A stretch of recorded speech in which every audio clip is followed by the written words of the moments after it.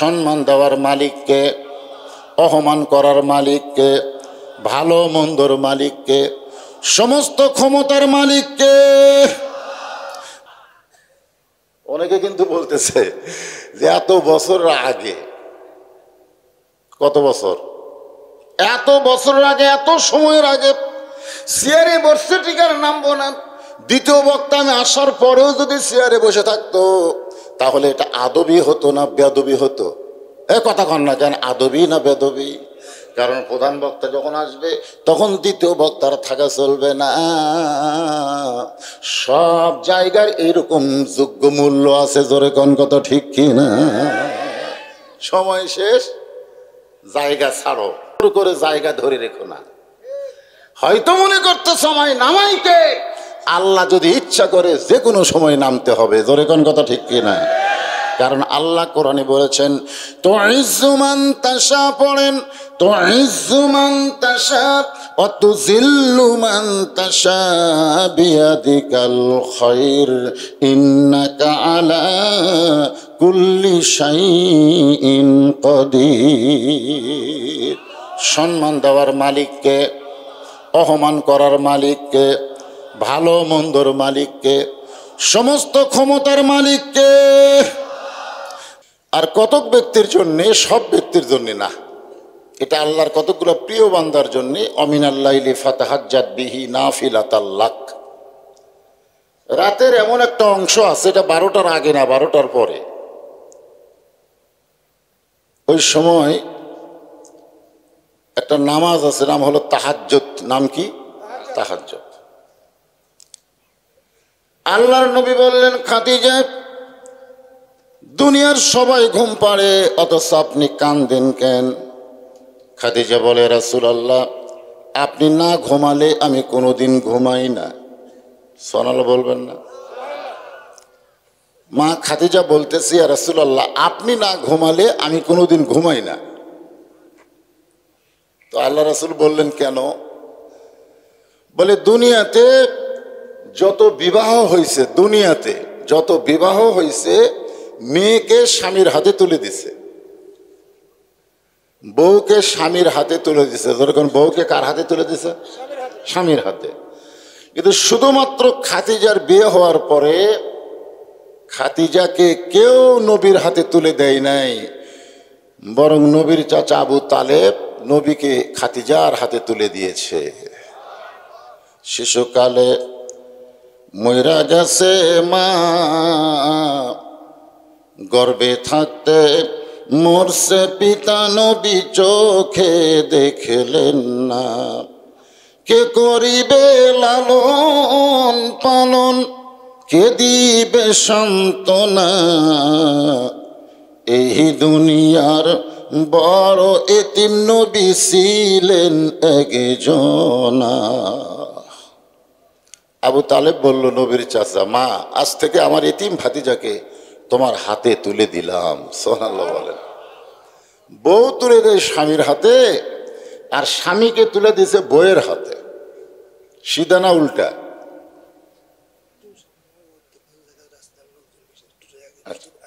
আগে বসতে ভালো লাগে। সমস্যা, মা বোনেরা এত বেশি হয়েছে, জায়গা হচ্ছে না। মা বোনদের তো আমি দেখতে পাচ্ছি না, কিন্তু আপনাদেরকে দেখতে পাচ্ছি। এদিকে একটু ফাঁকা ফাঁকা আছে, ক্যামেরার কারণে হয়তো অনেকে আমার চেহারা দেখতে পাচ্ছে না, সেজন্য এদিকে বসবার চাচ্ছে না। এদিকের অবস্থা হচ্ছে, এই রাস্তায় যারা দাঁড়িয়ে আছেন, আমার ভাইজান খুব বিব্রত বোধ করতেছে আপনাদের দাঁড়িয়ে থাকার জন্য। হ্যাঁ, বসেন, কারণ যিনারা আজকের মাহফিল করেছেন ওনারা হলেন মেজমান। জোরে কোন এনারা কি? আর যারা ওয়াজ শুনতে আছেন তারা হলেন মেহমান। মেজবানদের দায়িত্ব হলো মেহমানদেরকে বসতে দেওয়া। এই জন্য আপনারা যারা ওয়াজ শুনতে আছেন, আপনাদের বসতে দেওয়া তো মেজবানের দায়িত্ব। এই জন্য আপনারা বসেন, দাঁড়িয়ে না থেকে বসেন, আল্লাহর রাস্তায় বসেন। শোনেন, যদি কেউ না বসতে চায় জোর করে বসানোর দরকার নাই, কারণ কিছু লোক আছে তার বসবে না, তাদের এইটাই নিয়ম, ওরা দাঁড়ায় থাকবে।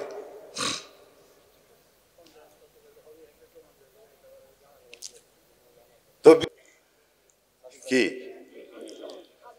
না না না, যেটা বলতেছি সেটা হলো, দুনিয়ার সমস্ত বউকে স্বামীর হাতে তুলে দেয়, আর মা খাদিজার হাতে নবীকে তুলে দেওয়া হয়েছে। সিধা না উল্টা? সবাই একটু বলেন, সিধা না উল্টা? খাদিজা বলতেছে, রাসূলুল্লাহ, সেদিন থেকে আজ পর্যন্ত আপনি না ঘুমাইলে আমি খাদিজা কোনোদিন ঘুমাইনি। আজকে যখন আপনি ঘুমায় গেছেন, আমি খাদিজা তখন ঘুমের নিয়তে, ঘুমের কিন্তু একটা নিয়ত আছে, আপনারা সেই নিয়ত জানেন? জানেন? ঘুমের একটা দোয়া আছে রে ভাই, ঘুমের একটা দোয়া আছে, আল্লাহুম্মা বিইসমিকা আমুতু ওয়া আহইয়া। এই আমুতু শব্দ যখনই উচ্চারণ করবেন, এটা হলো আরবি শব্দ। ধরে কোন, এটা কি শব্দ? আর বাংলা কি? এই ছেলেপেলে যারা আছো, বিশ্বকাপ খেলার জন্য মন খারাপ নাকি? আজকে আবার আর্জেন্টিনার খেলা আছে মেক্সিকোর সাথে। সেদিন তো সৌদি আরব দেওয়া দিছে, ঠিক কিনা বলেন? আজকে আবার আছে মেক্সিকোর সাথে। মন খারাপ করো না বাজান। আসলে যে কথাগুলো আমি বলতেছি, আমুতু আমুতু, এটা বিশ্বাস করো। আমরা যখন ঘুমায় যাই, আল্লাহ যদি চেতন না করে, আমাদের কোনো ক্ষমতা নাই ঘুম থেকে চেতন হতে পারবো? প্রত্যেক দিন আমরা মরে যাই, প্রত্যেক দিন রাতে কিন্তু আমরা মরে যাই। চেতন করে কে? খাদিজাতুল কুবরা বলে, রাসূলুল্লাহ, এই আমুতু শব্দ যখন উচ্চারণ করেছি, সঙ্গে সঙ্গে আমার সামনে অন্ধকার কবর দাঁড়ায় গেছে। আপনি বলেছেন সর্বশেষে যেই ব্যক্তি কবরে যাবে, এই দুনিয়ার 50,000 বছর তাকে কবরে থাকতে হবে। সর্বশেষে যেই ব্যক্তি মরবে, কত বছর? জবান খুলে কোন, কত বছর? এই যে গোরস্থানে যারা আছে, এরা আমাকে আগে গেছে না পরে যাবে? আগে, আমরা যাচ্ছি পরে। একেবারে সর্বশেষে যেই মানুষ মরবে, দুনিয়ার হায়াতে তাকে 50,000 বছর কবরে থাকা লাগবে। খাদিজা বলতেছে, যেই কবরে কোনো বাতি নাই, যেই কবরে কোনো সাথী নাই, যেই কবরে কোনো বালিশ নাই, যেই কবরে কোনো দরজা জানলা নাই, সে অন্ধকার কবরে 50,000 বছর কেমনে থাকবো, এই চিন্তায় আমার চোখে ঘুম ধরে না। সঙ্গে সঙ্গে রাসূল খাদিজার কপালে চুমু দিয়ে বললেন, খাদিজা, ওই আল্লাহর শপথ করে বলতেছি, ঈমান গ্রহণ করার পরে আপনি আল্লাহর সঙ্গে এমন একটা সম্পর্ক গড়ে তুলেছেন, আল্লাহ আপনার কবরকে জান্নাত বানায়া দিবে। এ যারা সুবহানাল্লাহ বললেন, আপনারা কি বুঝবার পারলেন? রাসূল কি বলেছে? ঈমান গ্রহণ করার পরে আল্লাহর সঙ্গে যে আপনি সম্পর্ক গড়ে তুলেছেন, তাহলে আল্লাহর সঙ্গে সম্পর্ক করতে গেলে আগে কি লাগবে? ঈমান। ধরে কেন, আগে কি লাগবে? আপনাকে ঈমান আছে? আছে? ঈমান মানে কি? কি বিশ্বাস? আল্লাহর উপরে বিশ্বাস। এটা কেমন হওয়া লাগবে? সাহাবেরা জিজ্ঞাসা করলেন, মা হুয়াল ঈমান ইয়া রাসূলুল্লাহ? আল্লাহ রাসূল বললেন, ইকরার বিল লিসান, তাসদীকু বিল জানান, আমল বিল আরকান, এরই নাম হলো ঈমান। জবানে বলতে হবে লা ইলাহা ইল্লাল্লাহ মুহাম্মাদুর রাসূলুল্লাহ। এটা শুধু জবানে বললে হবে না, এটা কলিজার মধ্যে ঢুকান লাগবে। শুধু কলিজার মধ্যে ঢুকালে হবে না, আমল বিল আরকান, এই ঈমান অনুযায়ী আমল করতে হবে। আপনারা বলেন তো, ঈমান গ্রহণ করার পরে 1 নম্বর আমলের নাম কি? আরো জোরে, জোরসে বলুন। এই নামাজ নিয়ে যারা কবরে যাবে, 1 নম্বর প্রশ্নের উত্তর তাদের দেওয়া লাগবে না। 1 নম্বর প্রশ্নের উত্তর তাদের দেওয়া লাগবে না। যখনই মুনকির নাকির বলবে মান রব্বুকা, তোমার রবকে, সঙ্গে সঙ্গে নামাজ দাঁড়িয়ে বলবে, এই মুনকির নাকির, কাকে রব সম্পর্কে প্রশ্ন করতেছ? সে দৈনিক কয়বার সূরা ফাতিহা পড়েছে তোমরা জানো? সূরা ফাতিহার শুরুই হচ্ছে আলহামদুলিল্লাহি রাব্বিল আলামিন। যাকে রব সম্পর্কে প্রশ্ন করেছো সে প্রতিদিন কত রাকাত নামাজ পড়েছে, কতবার সূরা ফাতিহা তেলাওয়াত করেছে। যখন রুকুতে গেছে তখন বলে সুবহান রাব্বিয়াল আযীম, যখন সিজদায় গেছে তখন বলে সুবহান রাব্বিয়াল আলা। দুনিয়াতে এতবার রবের জিকির করেছে, আজকে তাকে আবার রব সম্পর্কে প্রশ্ন করতেছ। ফেরেশতারা বলবে আল্লাহ তোমার বান্দাকে মান রব্বুকা প্রশ্ন করার সঙ্গে সঙ্গে নামাজ যে গরম হয়ে গেছে। আল্লাহ বলে যে কবরে নামাজ নিয়ে আইছে তাকে রব সম্পর্কে প্রশ্ন করার দরকার নাই, নামাজই তাদের রবের উত্তর হয়ে গেছে। আচ্ছা, যারকে নামাজ নাই, নামাজ ছাড়াই যারা মরে গেল, মনে করেন আপনারা যারা এখানে বসে আছেন মাগরিবের নামাজও পড়েননি, এশার নামাজও পড়েননি, কিন্তু ফজর আগে মরে গেলেন। দুনিয়ার কত মানুষ জানাজা করে কবরে দোয়া করে রাখলে আপনারা জান্নাত যাবেন? কথা কয় না। লা সালাতা লা ঈমানা, যার নামাজ নাই তার ঈমানই নাই। তাহলে বেনামাজি যারা কবরে গেল এরা কি মুসলমান হয়ে গেছে না বেঈমান হয়ে গেছে? এই জন্য আল্লাহ বলেন ইয়া আইয়ুহাল্লাযীনা আমানু তাকুল্লাহা হাক্কা তুকাতিহি ওয়া লা তামুতুন্না ইল্লা ওয়া আনতুম মুসলিমুন।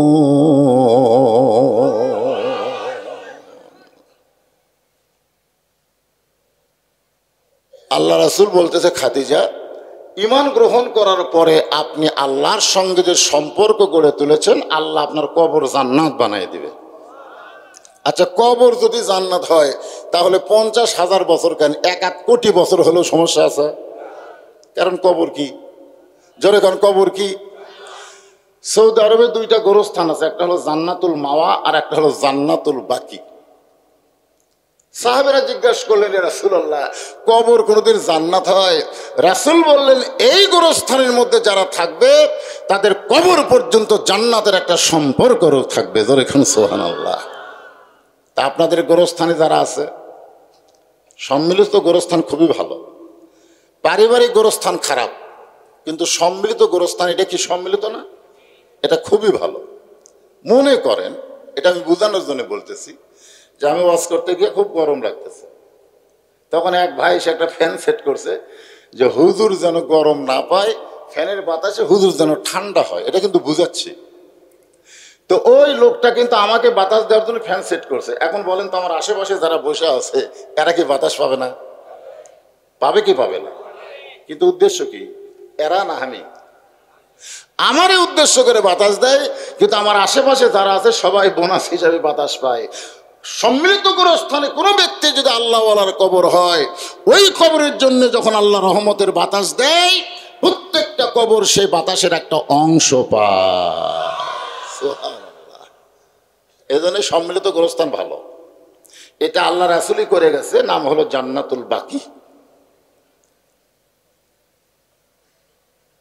সেই জান্নাতুল বাকির মধ্যে যিনি শুয়ে আছেন একটা মহিলা, তার নাম হলো ফাতেমা। জোরে কোন তার নাম কি? আর যেই মহিলার আমি ওয়াজ করতেছি খাদিজা, তিনি আছেন জান্নাতুল মাওয়া। জান্নাতুল মাওয়া হলো কাবার কাছে, আর জান্নাতুল বাকি হলো রাসূলের রওজা শরীফের পাশে। জোরে কোন সুবহানাল্লাহ। খাদিজা ছোট বাচ্চার মতন কাঁদতেছে। রাসূল বলেন খাদিজা আল্লাহ তোমার কবরকে জান্নাত বানায় দিবে, এরপরও আপনি কেন কাঁদতেছেন? খাদিজা বলে রাসূলুল্লাহ আপনার কথা আমার বিশ্বাস হয়, কিন্তু আমি যদি আপনার কাছে কিছু চাই, যে বলছে আমি যদি আপনার কাছে কিছু চাই, সঙ্গে সঙ্গে নবী বলছেন নাউজুবিল্লাহ নাউজুবিল্লাহ নাউজুবিল্লাহ 3 বার। জোরে কোন কয়বার? খাদিজা চমকে উঠছে, ইয়া রাসূলুল্লাহ আমি শুধু বলেছি আপনার কাছে যদি কিছু চাই, আপনি 3 বার নাউজুবিল্লাহ বললেন কেন? রাসূল বলেন খাদিজা ঈমান মজবুত করো, ঈমান গ্রহণ করার পরে আল্লাহ ছাড়া অন্য কারো কাছে চাওয়া জায়েজ। দেখছেন এই মুসলমান, নবীর কাছে চাওয়া জায়েজ নাই, আর আপনারা খাজা বাবার কাছে চান। আল্লাহরে ধন নবীরে দিয়ে, আল্লাহ আছে গায়েব হইয়া, নবীর ধন খাজা নিয়া শুয়া আছে আজমিরে, কেউ ফেরে না খালি হাতে, খাজারে তোর দরবারেতে। আপনাকে সিরাজগঞ্জের মধ্যেই তো এনায়েতপুর, জোরে কোন ঠিক কিনা? হায় রে, একবার আমি ওখানে গেছিলাম। হায় হায়, আমার দয়াল বাবার দরবারেতে কেউ ফেরে না খালি হাতে।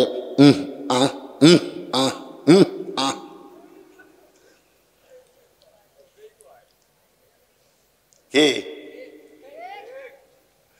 এটা তাওহীদ না শিরক? যেরকম তাওহীদ না শিরক। 2011 সালে আমি গেছিলাম প্রথম রাসূলের রওজার পাশে, প্রথম রওজার পাশে গিয়ে খেলে হাত তুলছে এরকম। আমরা কবরের পাশে হাত তুলি না, দোয়া দরুদ পড়ার জন্য হাত তুলি কি তুলি না, পড়ে মোনাজাত করি। আমি সেই রাসূলের পাশে কেবল হাত তোলা মোনাজাত করতেছি, ইতিমধ্যে মদিনার এক পুলিশ এসে আমার হাতের উপর লাঠি দিয়ে ঠাসি দেয়, মান্নো কুল্লু হারাম মান্নো। আমি কইলাম, কে রে পুলিশ? আমি হলাম একটা শাটাল বক্তা, হ্যাঁ, আর তুই আমার হাতে লাঠি দিয়ে ঠাসি দিস আর বলিস মামনু কুল্লু হারাম। এটা আমার মন বলতেছে আমি একটা বিশাল বক্তা, আমার হাতে ঠাসি দেওয়া পুলিশের ঠিক না, কিন্তু আমার ইমান বলতেছে বজলুর শেখ, বাংলাদেশের ভেজাল মৌলবি, মদিনার পুলিশের ইমান তোর চাইতেও ঠিক। আমার ইমান বলতেছে তুই হলো ভেজাল মৌলবি। ধরে কোন কি মৌলবি? কারণ তুই যে দেশে জন্ম নিছিস সেই দেশে মানুষের আইন দিয়ে রাষ্ট্র চলে, ওখানে কোনো ভালো মানুষ তৈরি হতে পারে না। আর মদিনায় কোনো মানুষের আইন চলে না, চলে আল্লাহর আইন। ধরে কোন কথা ঠিক? আর আল্লাহর আইন যেখানে চলবে সেখানে শিরক বেদাত চলবে না। আজকে আমাদের বাংলাদেশে যে আইনগুলো চলতেছে সেই আইনের বিরুদ্ধে কিছু কথা বললেই অনেকে চোখ লাল করে কবে হুজুর আবার রাজনীতি শুরু করলো। এই যে আজকে এই চ্যাপ্টার বাদ, আজকে খালি মরার ওয়াজ। জোরে কোন কিসের ওয়াজ? মরা। তো কিভাবে মরবেন এইটা প্রকৃত হবে শুনবার গেলে ইনশাল্লাহ কোরআনের কথা, হক কথা চলে আসবে। জোরে কোন ঠিক কিনা? খাদিজা বলতেছেন, রাসূলুল্লাহ, আল্লাহ ছাড়া অন্য কারো কাছে চাওয়া জায়েজ নাই। এটা আমার ইমান শিখেছে, জেনেছে, বুঝেছে। কিন্তু খাদিজা বলতেছে আল্লাহ ছাড়া অন্য কারো কাছে চাওয়া জায়েজ নাই, এটা আমার ইমান জেনেছে, শিখেছে, বুঝেছে। কিন্তু নবী বললেন আবার কিন্তু কি? খাদিজা বলতেছে কিন্তু হলো আমি আপনার কাছে যা চাবো তা যদি আল্লাহ দিবার না পারে, আমি আপনার কাছে যা চাবো তা যদি আল্লাহ দিবার না পারে। আপনার বলেন তো আল্লাহ দিবার পারে না এমন কথা বলা যাবে না? পরিমনির পেটে বাচ্চা চাইছে, বিয়ার আগে না বিয়ার পরে? কথা কয় না। এটা কে দিছে? আল্লাহ দিছে। মরিয়মের পেটে বাচ্চা চাইছে, এটা কে দিছে? সুবহানাল্লাহ। এই যে হালামুল আর একটা বারাসে নাম হলো বুবলি খাতুন। জোরে কোন কি খাতুন? আর বিয়ার খবর কেউ জানে না, অথচ 2.5 বছরের বাচ্চা লিয়া মিডিয়ায় হাজির হয়েছে। খাদিজাতুল কুবরা বলে, ইয়া রাসূলুল্লাহ, মনে করেন আপনার সঙ্গে আমার বিয়ে হয় নাই, তাহাজ্জুদের নামাজ পড়ে আমি যদি আল্লাহকে বলি আল্লাহ খাদিজার পেটে একটা বাচ্চা দাও, আপনি বলেন তো নবী আল্লাহ কি খাদিজার পেটে বাচ্চা দিবে না? আপনারা বলতেছেন আল্লাহ তো সবই পারে। রাসূল বলতেছে আল্লাহ দিবার পারলেও দিবে না, কারণ একজনকে দিয়েই আল্লাহ যে বিপদে পড়ছিল তার নাম হলো মরিয়ম। জোরে কোন তার নাম কি? মরিয়ম যখন বাচ্চা প্রসব করলো তখন বিপদে পড়লো জাকারিয়া। মরিয়মের আপন খালু জাকারিয়া আলাইহিস সালাম বিপদে পড়লেন। জনগণ জাকারিয়া নবীকে সন্দেহ করে যখন আক্রমণ করলো, জাকারিয়া চিল্লায় বলে আল্লাহ কাম করলে তুমি আর পিটুন খামো আমি। কারণ মরিয়মের পেটে বাচ্চা হয়েছে কার হুকুমে? আরো ধরে বলেন কার হুকুমে? কাম করলে তুমি আর জনগণ হামাক ধরতেছে, তার মানে আল্লাহ বলতে জাকারিয়া আমাকে ধরার কোনো সুযোগ নাই, যত ধরবি তোমাকে রোগ। আজও বাংলাদেশে আল্লাহর কাম যারা করবে আল্লাহর কেউ ধরতে পারবে না, কিন্তু যে আলেম ওলামা আল্লাহর কাম করবে তাদেরকে ধরে জেলত হবে। ধরে কার কথা ঠিক কিনা? কাম কার আর ধরা খাই কে? জনগণ খাবি। জনগণ কেউ ধরে? জনগণ কেউ ধরবে না। আল ওলামা ওয়ারাসাতুল আম্বিয়া, যারা নবীর ওয়ারিসের দায়িত্ব পালন করতেছে জনগণ তাদেরই কি ধরবে বাতিল? জনগণ ঠিক কি না? নবী বললেন খাদিজা আল্লাহ দিবার পারলেও দিবে না। খাদিজা বলতেছে রাসূলুল্লাহ আমি এমন কিছু আপনার কাছে চাবো তা যদি আল্লাহর না থাকে তাহলে আল্লাহ কেমনে দিবে? মারাত্মক কথা। আমি আপনার কাছে যা চাবো তা যদি আল্লাহর না থাকে। রাসূল বলে খাদিজা আল্লাহর নাই এ কথা তো আল্লাহর নাই এ কথা বলা যাবে? যাবে না। তাহলে আপনারা বলেন লাম ইয়ালিদ ওয়ালাম ইউলাদ ওয়ালাম ইয়াকুল লাহু কুফুয়ান আহাদ। এখানে আল্লাহ কি বলতেছে? আল্লাহর কোনো বাপ মা, আল্লাহর কোনো সন্তান, আল্লাহর কি বউটাও আছে নাকি? তাহলে আল্লাহর নাই এ কথা বলা যাবে না কেন? আমি এমন সময় বলতে পারি আমার যা আছে আল্লাহর তা নেই। কত ক্ষেত্রে আমরা আল্লাহর উপরে গেছি। একবার মুসা বলতেছে আল্লাহ আপনি যতই চেষ্টা করেন মারতে পারবেন কিন্তু মরতে পারবেন না। মরে দেখান তো আল্লাহ আপনি মরতে পারবেন?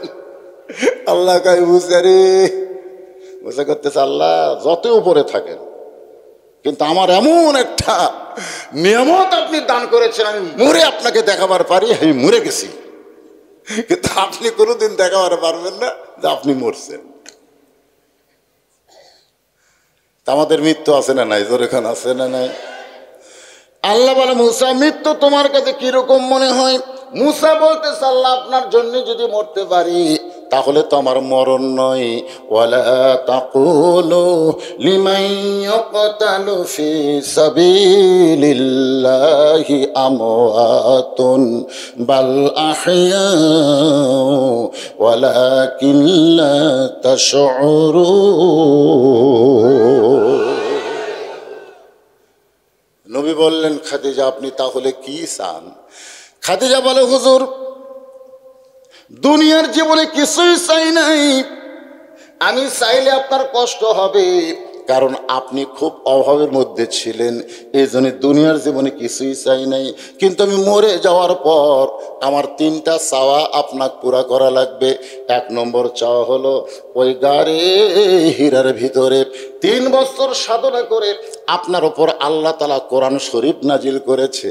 কোরআনের প্রথম 5 আয়াত নাজিল করার সময় ফেরেশতা আপনাকে বুকের সঙ্গে চেপে ধরেছে, জিবরাইল আপনাকে বুকের সঙ্গে চাইপা ধরে কোরআনের 5 আয়াত নাজিল হওয়ার পরে আপনি যখন গাড়ি হীরা থেকে ঘরে আসলেন ওই ঘরের মধ্যে সে একটা জুব্বা খুলে রাখছেন, ওই জুব্বার কোনোদিন আপনি পরেন নাই। আমি খাদিজা যখন মরে যাব কোরআন নাজিলের গাড়ি হীরার জুব্বাটা আমার কাফনের কাপড় হিসাবে দিয়া দিবে। ইয়া রাসূলুল্লাহ আমার 2 নম্বর চাওয়া হলো আপনার পবিত্র হাত দিয়া আমার দেহটা কবরের মধ্যে নামাই দিবেন। আমার 3 নম্বর চাওয়া হলো কবরে মাটি দিয়া সবাই যখন চলে যাবে এমন সময় মুনকির নাকির এসে খাদিজাকে 3টা প্রশ্ন করবে, ওগো আল্লাহর নবী আমি হয়তো 3টা প্রশ্নের উত্তর দিবার পারবো না, আমার পক্ষে আপনি একটু উত্তর দিয়া দিবেন। এই 3টা চাওয়া যদি আপনি পুরা করেন আর কোনোদিন ঘুমের সময় কানবো না। রাসূল খাদিজার কপালে চুমা দিয়ে বলেন খাদিজা ওই আল্লাহর শপথ করে বলতেছি আমার আগে যদি আপনার মৃত্যু হয় তাহলে 3টা চাওয়াই আপনার পুরা করব ইনশাআল্লাহ। এই ছেলে পেলে মোবাইল করতে মিস কল মারছে, এর কি রে দেখছেন কোরআনের মাহফিলে বসেও এদের মন কিন্তু ওয়াজের দিকে নাই। আমি মাঝে মধ্যে বলি কি জানেন, যে স্বয়ং জিবরাইল এসেও যদি বক্তা হয়ে ওয়াজ করে, এই ছেলেদেরকে ভালো করার কোনো সম্ভাবনা নাই। একেবারে নষ্টের শেষ প্রান্তে বাংলার যুবকেরা পৌঁছে গেছে, একে নষ্টের শেষ। এদেরকে ভালো করার কোনো ওয়াজ নেই। আমাদের মতন বক্তার ওয়াজ দ্বারা ভালো হবে না, এরা ওয়াজ শুনবার যাবে ঠিকই, ওই যা আসলো তাই। হ্যাঁ, এদেরকে ভালো করতে গেলে একটাই মাত্র ঔষধ, যার নাম হলো আল্লাহর কোরআন। কোরআনের সমাজ চালু না হওয়া পর্যন্ত বাংলার যুবকদেরকে ভালো করা যাবে একমাত্র কোরআনের আইন দিয়ে এদেরকে সাইজ করা যাবে।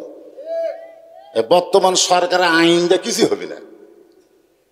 আমাদের এলাকার সরকার বাল্য বিয়া বন্ধ করছে, এখন বাল্য বিয়া হচ্ছে না সরকারের আইনে, কিন্তু বাল্য প্রেম হচ্ছে। আপনারা বলেন তো, বাল্য বিয়া ভালো না বাল্য প্রেম ভালো? বাল্য বিয়ারে যতই বাল্য হোক হালাল, কিন্তু প্রেম তো আর হালাল না। হালাল বন্ধ করে হারাম চালু হয়েছে, জোরে কোন কথা ঠিক কিনা? আর এই যে মোবাইল ভাই, এই মোবাইল হায় হায় রে শেষ করে দিছে। এই যে মোবাইল কারণ করতেছে, মনে মনে একটা সময় আর্জেন্টিনার ইয়ার খেলা হবে, তো এখন থেকে প্রস্তুতি নিচ্ছে। খেলার আগেও আর শেষ হবে, কোনো টেনশন নাই। শোনো বাজান, কে কখন মরবে এটা আমরা জানি না রে। আজকে গোরস্থানের পাশে মাদ্রাসা, কবর কেন্দ্রিক আলোচনা হচ্ছে। যে কোনো সময় আমাদের মৃত্যু হবে, এখান থেকে বাড়ি যাওয়ার কোনো গ্যারান্টি নাই, কোনো গ্যারান্টি নেই। আর বউ আমাকে বলে, আজকে রাত কখন আসবেন? আমি বললাম, কাউসারির কথা মনে আছে? বউকে যখনই আমাকে বলে কখন আসবেন, আমি তখন বলে, কাউসারির কথা মনে আছে? কাউসারি বাড়িতে কয়ে গেছিল 2টার সময় আসবো। ওয়াজ করতে করতে টোলা পড়ছে, এনায়তপুর নিয়ে গেছে, মরছে। আরে কাউসারির বাড়ি তো উল্লাপাড়া, মরছে কোন জায়গাতে আমার সাথে বেশি জানেন? বাড়িতে মরছে না বাহিরে মরছে? তা আমি বগুড়া থেকে সিরাজগঞ্জ এসেছি, এখান থেকে বাড়ি যাওয়ার কোনো গ্যারান্টি? তাহলে আপনাকে মনে হয় গ্যারান্টি আছে? তাহলে এই আলোচনা এত কঠিন, এত বাস্তব সম্পর্ক কথা হচ্ছে, তারপর অন্যদিকে খেয়াল করেন কেন? রাত 1টার পরে মেসি কিভাবে গোল করলো, কোন কর্নারে গোল করলো সেটাও কর পারবে। দেখতেছে, ঘুম ধরবি, আয় আয় কে কিভাবে গোল করলো সেটাও কর পারে না। ওয়াজ কটা বন্ধ হবে সেটা পরের কথা, কিন্তু আমি ছেলেদেরকে বলতেছি, আপনাদের না, আপনারা তো সাইজের মানুষ। এই ছেলে ছোট্ট বাচ্চা খালি কান্দে, পানি পড়া দিয়ে কান্না থামে না। 2-3 বার পানি পড়া দিলাম, কান্না থামে না। আমি একদিন মাকে বললাম, এখন খবর কি? বলে আর কান্দে না। তো কি পড়া দিয়ে কান্না বন্ধ হলো? বলার বাপ একটা মোবাইল কিনে দিছে, আর কান্দে না। যখনই কান্দে তখন গেম বের করার সামনে দেয়, ওই কান্না বন্ধ করে খালি মোবাইল দেখে। ছোট ছোট বাচ্চাদেরকে বাপ মা নষ্ট করতেছে মোবাইল দিয়ে, জোরে কোন কথা ঠিক কিনা? আর যারা যৌবন যুবক হয়েছে, অনলাইনের মধ্যে, করোনার মধ্যে লেখাপড়া অনলাইনে, এ একটা সুযোগ পাচ্ছে। হায় হায়, অনলাইন এখন কাম শুরু হয়ে গেছে। একটু মনোযোগ দিয়ে শোনেন। আল্লাহ রাসূল বললেন, খাদিজা, আমার আগে যদি আপনার মৃত্যু হয়, তাহলে আপনার 3টা চাওয়াই আমি পুরা করব ইনশা। তাহলে কে কখন মরবে এটা আল্লাহর নবীও জানে, জোরে কন। যদি রাসূল কি বলছে, যদি আমার আগে আপনার মৃত্যু হয়, তার মানে রাসূল বুঝাচ্ছে যে আপনি আগে মরবেন না আমি আগে মরবো, এটা কে জানে? আপনারা মনে হয় জানেন, জানেন না? অনেকে কিন্তু বলতেছে যে এত বছর আগে, কত বছর, এত বছরের আগে, এত সময়ের আগে চেয়ারে বসে টিকার নামবো না। দ্বিতীয় বক্তা আমি আসার পরেও যদি চেয়ারে বসে থাকতো, তাহলে এটা আদবি হতো না বেদবি হতো? কথা কন না কেন, আদবি না বেদবি? কারণ প্রধান বক্তা যখন আসবে তখন দ্বিতীয় বক্তার থাকা চলবে না। সব জায়গার এইরকম যোগ্য মূল্য আছে, জোরে কোন কথা ঠিক কি না? সময় শেষ, জায়গা ছাড়ো, শুরু করে জায়গা ধরে রেখো না। হয়তো মনে করতে সময় নামাইকে, আল্লাহ যদি ইচ্ছা করে যে কোনো সময় নামতে হবে। জোরে কোন কথা ঠিক কিনা? কারণ আল্লাহ কোরআনে বলেছেন, তো ইজ্জুমান তাশা, পড়েন তো ইজ্জুমান তাশা ওয়া তুযিল্লু মান তাশা বিয়াদিকাল খায়র ইন্নাকা আলা কুল্লি শাইইন কাদির।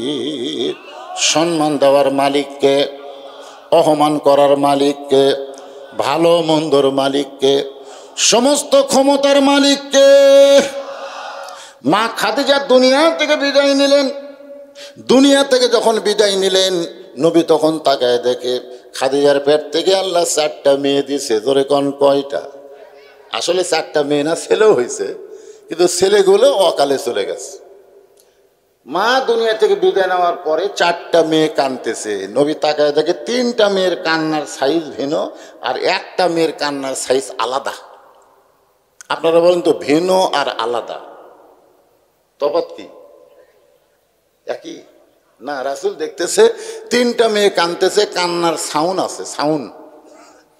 আমার মা মইরা গেছে রে, কোথায় গেলে মা পাবো, বলে দেও না আল্লাহ রে, হে আমার মা মইরা গেছে রে। আপনাকে এলাকার মেয়েরা এরকম কান্দে না? রাসূল তাকায় দেখে রোকেয়া, জয়নাব, কুলসুমা, এই 3টা মেয়ে বিনয় কি করে জোরে জোরে কাঁদতেছে। নবী লক্ষ্য করে দেখে ফাতেমার চোখ দিয়ে দর দর করে পানি পড়তেছে, কিন্তু কান্নার কোনো শব্দ না। আল্লাহ রাসূল ডাকলেন, ফাতেমা আয়। ফাতেমা যখন নবীর কাছে গেছে, রাসূল বলতেছেন, ফাতেমা তোমার মা ওসিয়ত করেছে, তোমার মা ওসিয়ত করেছে, তোমার মাকে গোসল করাতে হবে, তোমার মাকে কাফনের কাপড় পরাতে হবে।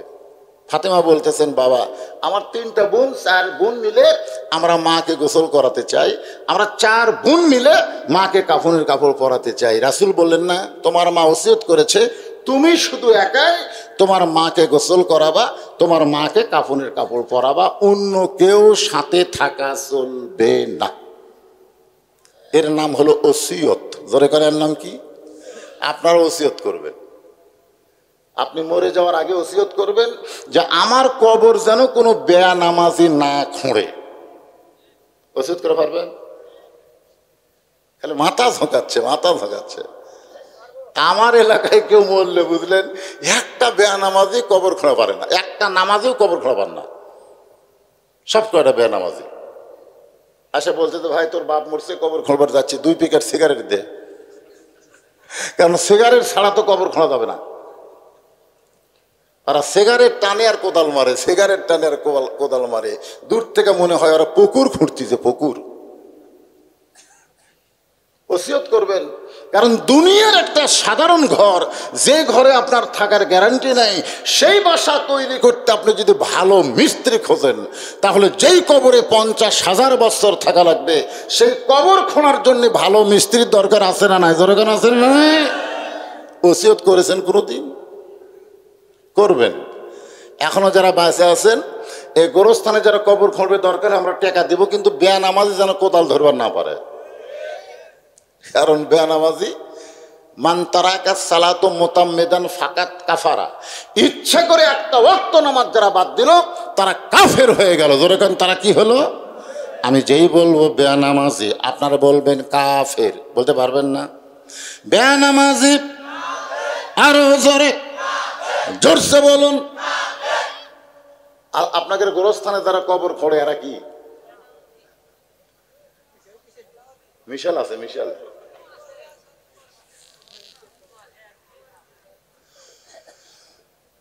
ফাতেমা বলতেছেন, বাবা আমার 3টা বোনকে বাদ দিয়ে শুধু আমাকে ওসিয়ত করার কারণ কি? আল্লাহ নবী বললেন, ফাতেমা আল্লাহ তোমার মধ্যে তোমার মা তোমার ভিতরে এমন কিছু দিয়েছে, যেটা দেখার পরে তোমার মা শুধু তোমার ব্যাপারে ওসিয়ত করেছে। সুবহানাল্লাহ বলেন। মা ফাতেমা নিজে নিজে একা একা খাদিজাতুল কুবরাকে গোসল করাই দিলেন। মা খাদিজাতুল কুবরা যখন গোসল হয়ে গেল, তখন ফাতেমা এসে বাবার কাছে বলতেছে, বাবা এখন আমার মাকে কাফনের কাপড় পরাতে চাই, মেহেরবানি করে কাফনের কাপড় দেন। সঙ্গে সঙ্গে নবী আমার ওই জুব্বাটা বের করে ফাতেমার হাতে যখন দেয়, ফাতেমা ছোট বাচ্চার মতন কান্দের, বলে বাবা দুনিয়ার দোকানে কি নতুন কোনো কাপড় নাই? দুনিয়ার দোকানে কি নতুন কোনো কাপড় নাই? নতুন কাপড় না দিয়া আমার মাকে কেন পুরানো জুব্বা দিচ্ছেন? রাসূল বলেন, ফাতেমা তুমি কি বলতে চাও?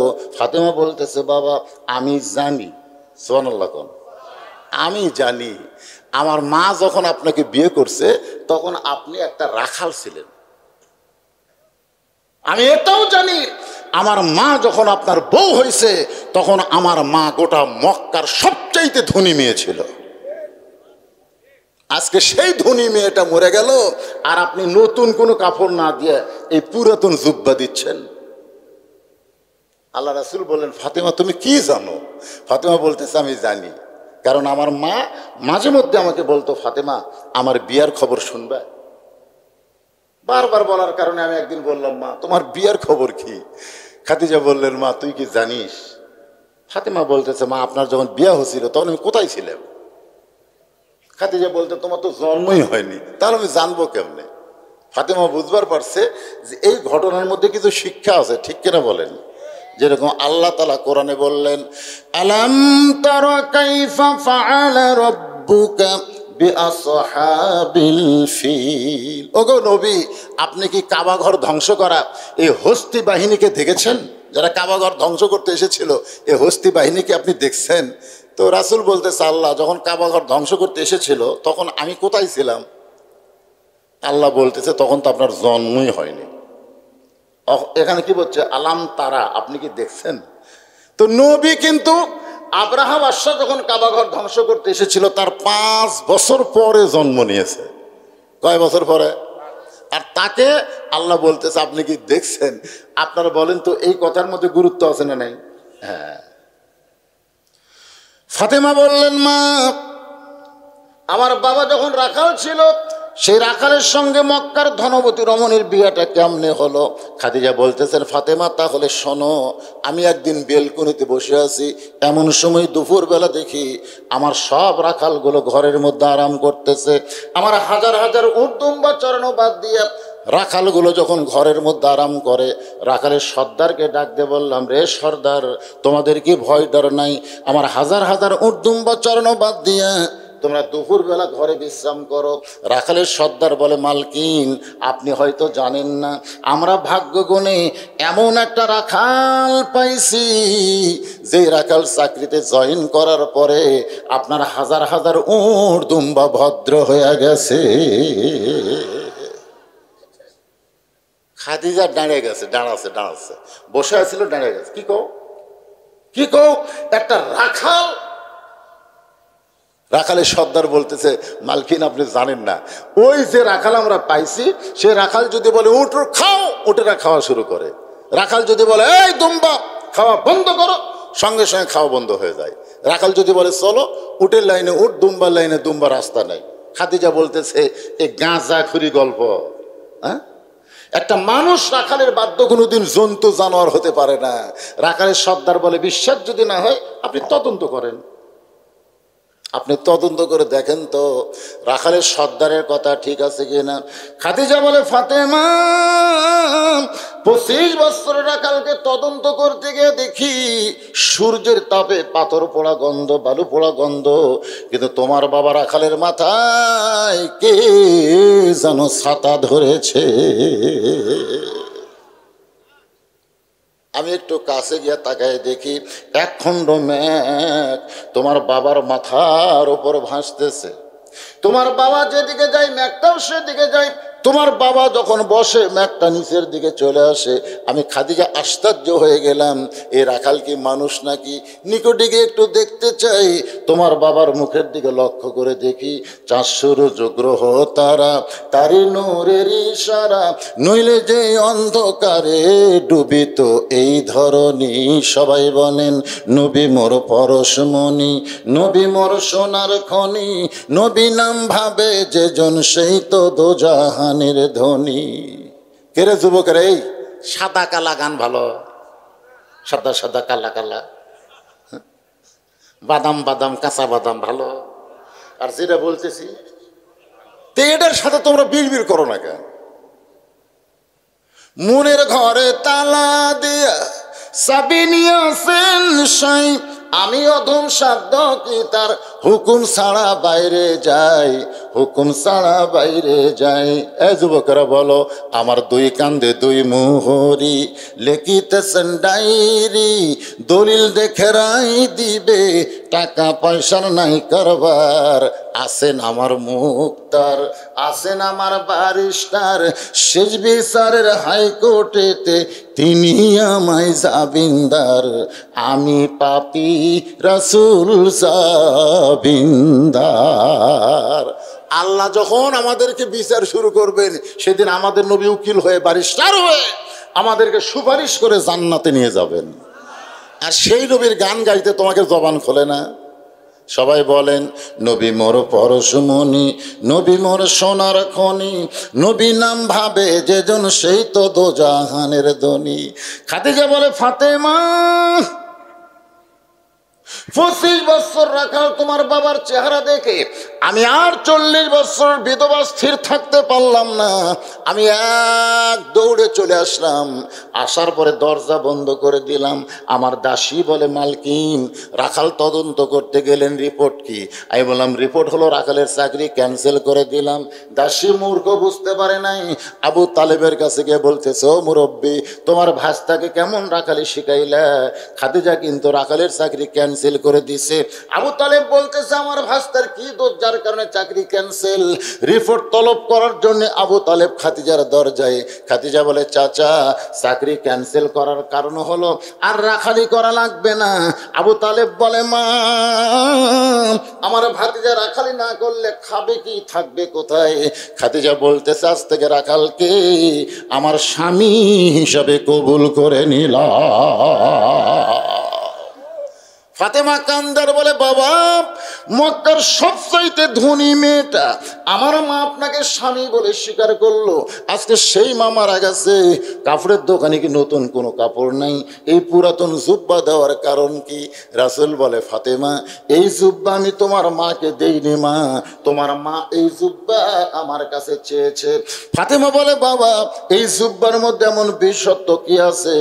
রাসূল বলে, ফাতেমা এই জুব্বা সাধারণ কোনো জুব্বা নয় মা, এই জুব্বার সঙ্গে আল্লাহর কোরআনের সম্পর্ক রয়েছে। লিল্লাহে তাকবীর। আল্লাহর কোরআনের সম্পর্ক যার সাথে থাকবে, আপনার বলেন তো তার দাম বাড়বে না কমবে? আজকে আমাদের বাংলাদেশের খবর কি? একটা ছেলের মাস্টার হলো 3টা। এই শোনেন যুবকেরা, ভালো করে শোনো, কয় মাস্টার? হ্যাঁ 3টা মাস্টার। একটা হলো ইংরেজি পড়ায়, একটা হলো অঙ্ক করায়, আর একটা হলো আরবি পড়ায়। কয় মাস্টার? একই ছেলের কিন্তু মাস্টার 3টে। ইংরেজি যে পড়ায় প্রতি মাসে 3000 টাকা বেতন দেয়, অঙ্ক যে করায় প্রতি মাসে 2500 টাকা বেতন দেয়, আর আরবি যে হুজুর পড়ায় 3 মাস হয়ে গেল এখন পর্যন্ত বেতন নেই। একই ছেলে 3 মাস্টার। এই আরো 2 জন উঠা বসা, ভাই ওঠা বসা কি জন্যে? এ তো বুড়া মানুষ না, যুবক মানুষ। সামান্য কোরআনের আকর্ষণে 2-1 ঘন্টা পেশাব বন্ধ করে যদি মাহফিলে থাকবার না পারো, বউ তোমাকে থাকবে না, ওভার ডিউটি মারবি। জোরে কোন ঠিক কিনা? Over duty. আপনি জানেন এই কোরআনকে মহব্বত করে পেশাবকে বন্ধ করে যারা বসে থাকবেন, পেশাব জাতীয় যত ব্যারাম আল্লাহ কোরআনের ওসিলায় ভালো করে দিবে। সামান্য পেশাব লাগছে, লাভ দিয়ে উঠছেন, ওঠেন, কোরআনের অভিশাপ আছে, অভিশাপ আছে। কিছুদিন পরে এমন টপ টপ করে পড়া শুরু হবি, আর বন্ধ হবি না, নিচে পলিথিন দিয়ে ঘুম পড়া লাগবে। বউ রাগ করে বলবে, খাট পাল্টান। আপনি কি ছোট বাচ্চা হচ্ছেন, টপ টপ করে পড়ে গেন। এই টপ টপ করে তাদেরই পড়বে যারা বেয়াদবি করে আল্লাহর কোরআনের সাথে। আল্লাহ রাসূল বলেছেন, খায়রুকুম মান তাআল্লামাল কোরআন ওয়া আল্লামাহ। ওই ব্যক্তি হলো পৃথিবীর সবচাইতে দামি সম্মানী, যে আল্লাহর কোরআন শিখেছে এবং অপরকে কোরআনের শিক্ষা দেয়। এটা কি আমার কথা না রাসূলের কথা? তাহলে ইংরেজি মাস্টারকে কত দেয়? 3000 মাস গেলি। অঙ্ক মাস্টারকে 2500 দেয়। আর হুজুর 3 মাস হলে কোরআন পড়ায়, এখন পর্যন্ত বেতন নেই। একজন ছেলে যে আব্বাকে বলতেছে, আব্বু আমি তো কোরআন নিজে নিজেই পড়বার পারি, কারণ বাংলাদেশে যত শিক্ষা আছে তার মধ্যে সহজ শিক্ষার নাম কি? আল্লাহর কোরআন। সুবহানাল্লাহ বলেন। আপনারা বলেন তো ভাই, এখানে যত মানুষ আছেন, আপনারা কি সূরা ফাতিহা কোনোদিন মাদ্রাসাত পড়ছেন? মাদ্রাসাত পড়া লাগছে? এমনি শুনে শুনে আত্তাহিয়াতু দুরূদ শরীফ, সূরা ফাতিহা, সূরা কাউসার, সূরা নাস, সূরা ফালাক, সূরা ইখলাস, এগুলা কিন্তু আমি যখন পড়বারই ধরিনি তখনই মুখস্থ হয়েছে। জোরে কোন কথা ঠিক কিনা? কি সহজ। তো এখন ছেলে বলতেছে, আব্বু নিজে নিজে কোরআন শরীফ পড়ার পারি। তখন বাপ বলতেছে, হুজুরের কথা আমার মনেই নাই রে। 3টা মাস হলে পড়াচ্ছে, সে হুজুরের কথা কি নাই? মনেই নেই।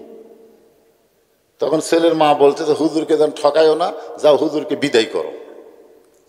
এখন বাবা হুজুরের কাছে বলতেছে, হুজুর এত কষ্ট করে আমার ছেলেকে আপনি কোরআন শরীফ শিক্ষা দিচ্ছেন, হুজুর হুজুর এত কষ্ট আপনি করছেন, আপনি শুক্রবারও পর্যন্ত পড়াইছেন।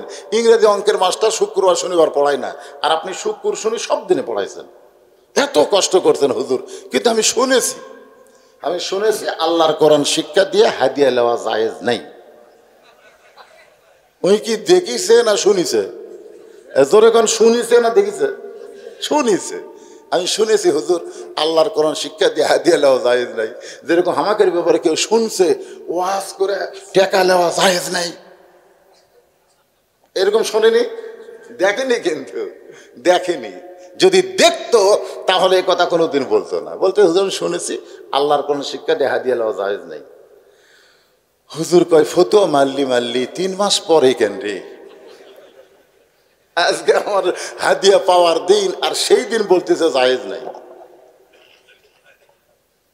তো ছেলের মা কইছে, হুজুর যেন ঠকায় না, এ ধরেন চকচকা 500 টাকার 2টা লোট, হুজুর পুরাতন লোট না, নতুন 2টা লোট আপনাকে দিলাম, আপনি আমার বাপ মার জন্য দোয়া করবেন, আল্লাহ যেন আমার বাপ মাকে জান্নাত দেয়।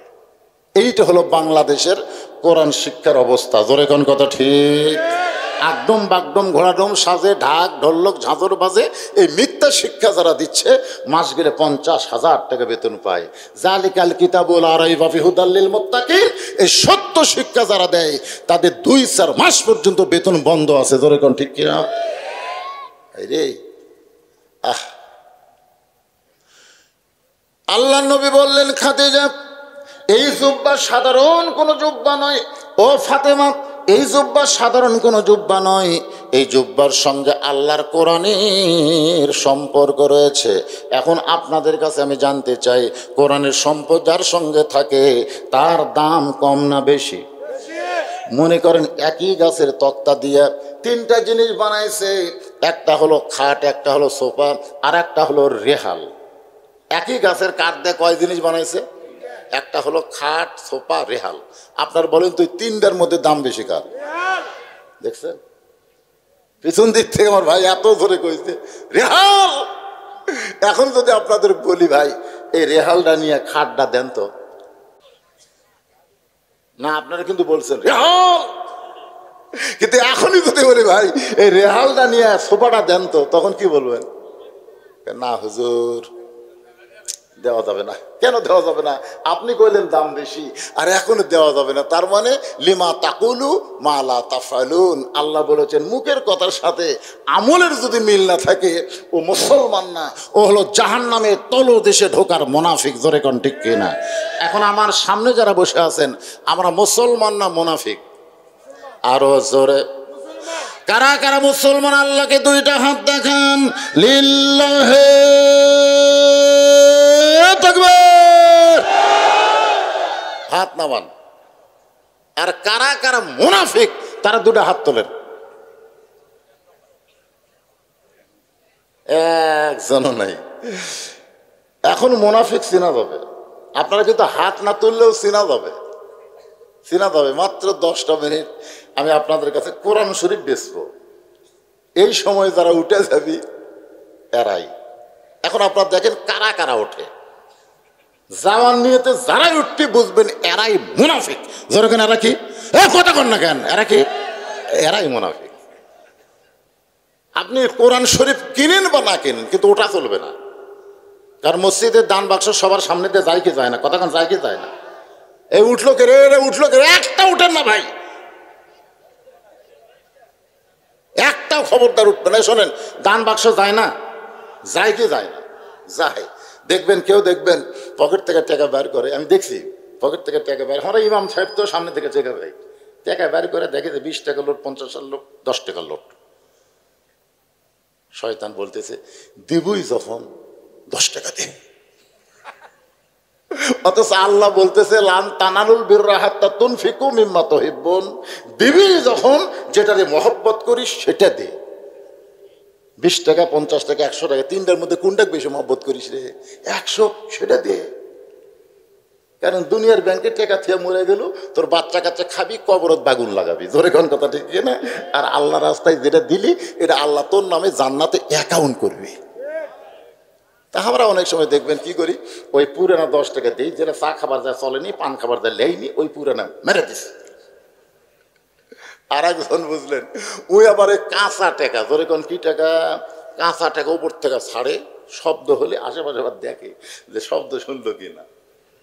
উনি আবার শব্দ করে, ধরে কোন কি করে, কতগুলো লোক টাকা না দিয়ে পকেট ভরা টাকা থসে দান বাক্স সরে দিল। কতগুলো লোক দেখবেন দান বাক্সের সামনে আসার সঙ্গে সঙ্গে বাম হাতে এরকম মারে ঠেলা, এত জোরে ঠেলা মারছে দান বাক্স চোঁ চোঁ করে 4-5 জন পার হয়ে গেছে। ফেরেশতারা বলতেছে আল্লাহ তোমার ঘরের দান বাক্স এইভাবে কেন দান করতেছে, আবার ঠেলা মারছে কেন? আল্লাহ বলতেছে ফেরেশতা সাক্ষী থাক যে দান বাক্স ঠেলা মারছে, ও দান বাক্স ঠেলা মারেনি, ওই জান্নাতে ঠেলা মারছে। তা আজকে আপনাদের সামনে ব্যাগ যাবে, রুমাল যাবে, আপনারা ঠেলা মারবেন না দিবেন? এই দিবেন না ঠেলা মারবেন? কি ছোটটা না বড়টা? যেটা চা পান খাবার যা চলেনি সে ছেঁড়া না চকচকা? কারা কারা ভালো টাকা চকচকা দিবেন হাত তোলেন আল্লাহর কাছে দেখি। দান আল্লাহ তার দানকে কবুল করেন, আল্লাহ নেক নিয়ত নেক আশা পড়া করেন। সিলন্দার মুজিবুর সাহেব 5000 মানে 10টা কোরআন শরীফ দান করছে। 10টা কোরআন দানের সব আল্লাহ তার আমল নামায় দিয়ে দেন। বাপ মা কবরের কাছে কবরকে জান্নাত বানিয়ে দেন। আল্লাহুম্মা আমিন। সকলে বলে আল্লাহুম্মা আমিন। মাশাআল্লাহ। সিলন্দা গ্রাম কালেকশন হচ্ছে 2,60,000 টাকা। ধরে বলেন মারহাবা। এমনি এরা আগেই কাম সারছে। এটা হচ্ছে দামি বাসের টিকিট, কিন্তু বাসের মধ্যে হয় না, এর জন্য কাউন্টার থাকে। ধরে কোন ঠিক না? এরা কাউন্টারে কাম সারছে। দেখছেন এই গ্রামের লোকেরা 2,60,000 টাকা আগেই দিয়ে দিছে। সুবহানাল্লাহ। সেই গ্রামে মাদ্রাসা হবে না কি হবে? এখানে শুধু মাদ্রাসা না, দাওরা পর্যন্ত মাদ্রাসা হবে। জোরে কোন ঠিক কিনা? মাশাআল্লাহ। আল্লাহ কবুল করুক। জোরে কোন আমিন। সবাই বলে আল্লাহুম্মা আমিন। বসেন বসেন, ওয়াজ না করে আমি এখান থেকে যাবো না, তো ওয়াজ করবই। হ্যাঁ, শ্যামপুর গ্রাম কালেকশন 31,150 টাকা। জোরে কান মারহাবা। কেরে 4 গ্রামের মধ্যে শ্যামপুরও তো আছে, তাই না? আচ্ছা। সরাই চণ্ডীগ্রাম কালেকশন 13,250 টাকা। ধরে বলেন মারহাবা। একটা গ্রাম বাদ থাকলো, 4টার মধ্যে একটা বাদ কে? ব্যক্তিগতভাবে দেয়। ও, ব্যক্তিগতভাবে দেয়। মাশাআল্লাহ। কেবার এই ব্যাগগুলো কোথা থেকে আসতেছে রে? মেয়ে মানুষের কাছে জাননি, মহিলাদের। আচ্ছা, দিবে মানে আজ খাতিদার ওয়াজ হচ্ছে, আমার মায়েরা দিবে না মানে? মা খাতিদার ওয়াজ শোনেন পেট ভরে, মা আল্লাহর হস্তে মাদ্রাসায় দান করেন। আমি দোয়া করব সমস্ত মা বোনদেরকে আল্লাহ খাতিজার সঙ্গে জান্নাত দিক। ধরে কোন আমিন। সবাই বলে আল্লাহুম্মা আমিন। আল্লাহ নবী বললেন ফাতেমা, এই জুব্বা সাধারণ কোনো জুব্বা নয় মা, এই জুব্বার সঙ্গে আল্লাহর কোরআনের সম্পর্ক রয়েছে। এই জুব্বা পরা অবস্থায় ফেরেশতা জিবরাইল আমার উপরে কোরআনের 5টা আয়াত আল্লাহর হুকুমে নাজিল হয়েছে। ধরে কোন কয়টা? 5টা। প্রথম 5টা আয়াত, এই কোরআনের প্রথম 5টা আয়াত আপনারা জানেন। প্রথম যে আয়াত নাজিল হয়েছে গারে হিরাই, যখন নবী বলতেছিল আনা বেকারি, আমি পড়তে পারি না। ফেরেশতা জিবরাইল কয় আল্লাহ কার কাছে কোরআন নাজিল করবে না, তো পড়বারই পারে না। আল্লাহ কয় বুকের সঙ্গে চাপা ধর। ফেরেশতা জিবরাইল নবীকে বুকের মধ্যে চাপা দিলেন। তারপরে নবীর জবান ফুটে বের হলো ইকরা বিইসমি রাব্বিকাল্লাযী খালাক। সুবহানাল্লাহ। ইমাম গাজ্জালী রহমতুল্লাহ আলাইহি ব্যাখ্যা করেছেন, নবী ইচ্ছা করে পড়েন নাই, নবী পড়তে পারি না এ কথা বলেন নাই। ইমাম গাজ্জালি বলতেছেন নবী বলেছেন আমি পড়ব না, আমি পড়ব না। জিবরাইল বলতেছে হুজুর আপনি কেন পড়বেন না? নবী বলেন জিবরাইল শুধু পড়তে বললে পড়ব না, আগে জানতে হবে পড়ার ধরন কি, আগে জানতে হবে পড়ার ধরন কি। কারণ সব পড়া পড়া যাবে না, যেই পড়া মানুষের চরিত্র গড়বে সেই পড়াই মুসলমানকে পড়তে হবে। কথা ঠিক? একটা মা আমার 400 টাকা দান করছে। আমি ওয়াজ আর আদায় দুটো একসাথে পারি না। যখন আদায় খেলে আদায়, যখন ওয়াজ খালি ওয়াজ, আদায় ওয়াজ আদায় ওয়াজ, এটা আমি পারি না ভাই। হ্যাঁ ঠিক আছে, আপনারা যে যা দিবেন, কারণ আপনারা এটা মনে করবেন না যে আমি আপনাকে নাম মাইকে বললে আল্লাহ শুনে তারপরে খাতাত লিখবি, তা মনে করবেন না। আপনি যখনই দিবেন সঙ্গে সঙ্গে আপনার নাম জান্নাতের খাতায় লেখা পড়বে। সুবহানাল্লাহ কন্যা কেন? আর সখিউ হাবিবুল্লাহ, রাসূল বলেছে কালা রাসূলুল্লাহ সাল্লাল্লাহু আলাইহি সাল্লাম আর সখিউ হাবিবুল্লাহ, দানকারী আল্লাহর দোস্ত। জোরে কোন সুবহানাল্লাহ। আল বাখিলু আদুবুল্লাহ, আল বখিলু আদুবুল্লাহ, যারা বখিলতা করলো, কৃপণতা করলো, টাকা পকেটে থেকেও দান করলো না, আল্লাহ বলতেছে আমার শত্রু রে, আমার শত্রু। তা আপনারা কি আল্লাহ শত্রু হবেন? এই জন্য যা পারেন সবাই হাত তুলছেন, দিছেন, ব্যাগ ভরে যখন আইছে মাশাআল্লাহ দিছেন, কিন্তু লোট গুলো এখানে ছোট ছোট মারছেন, বড় লোট আছে মাশাআল্লাহ, মোটা মোটা বলে পার্টি আছে। সে পার্টিটা কখন আসবে? ফজর নামাজের পর। মাদ্রাসার সভাপতি, মাদ্রাসার সহসভাপতি, মাদ্রাসার সেক্রেটারি, মাদ্রাসার ক্যাশিয়ার, মাদ্রাসার সদস্য, তারপরে বদরুই সদস্য, দাতা সদস্য, এইরকম সদস্য আছে না? জোরে করে আছে না? আমি তাদের কাছে বলবো আপনারা এই সুযোগে দিয়ে দেন আর আমার ওয়াজ শোনেন। এবার নবীর মেয়ে ফাতেমা ওই জুব্বাখানা নিয়ে খাদিজাতুল কুবরাকে পরানোর জন্য রওনা দিলেন। নবী আমার সঙ্গে সঙ্গে যাচ্ছেন, ফাতেমার সামনে, নবী পিছনে। অথচ আল্লাহ কোরআনে বলেছে আমার নবী যখন চলবেন তখন নবীর সামনে কেউ চলতে পারবেন না। সুবহানাল্লাহ কন্যা। কিন্তু আল্লাহর নবী ফাতেমাকে আগে দিয়ে নিজে পিছনে চলতেছে, কারণ কি জানেন? কারণ মেয়ে ফাতেমাকে আল্লাহর নবী মায়ের মতো সম্মান দিতেন, মায়ের মতন সম্মান দিতেন। সেই ফাতেমা জান্নাতুল বাকির মধ্যে শুয়ে আছে। আলীকে গভীর রাতে বললেন স্বামী গো আজকে রাত্রে আমার মৃত্যু হবে, আমি মরে যাওয়ার পর আমার 3টা চাওয়া আপনি পুরো করবেন। খাদিজা বলেছিল নবী গো আমি মরে যাওয়ার পর আমার 3টা চাওয়া পুরো করবেন। ফাতেমা বলতেছে স্বামী গো আমি মরে যাওয়ার পর আমার 3টা চাওয়া পুরো করবেন। মা বলেছেন 3টা, মেয়েও বলতেছে কয়টা?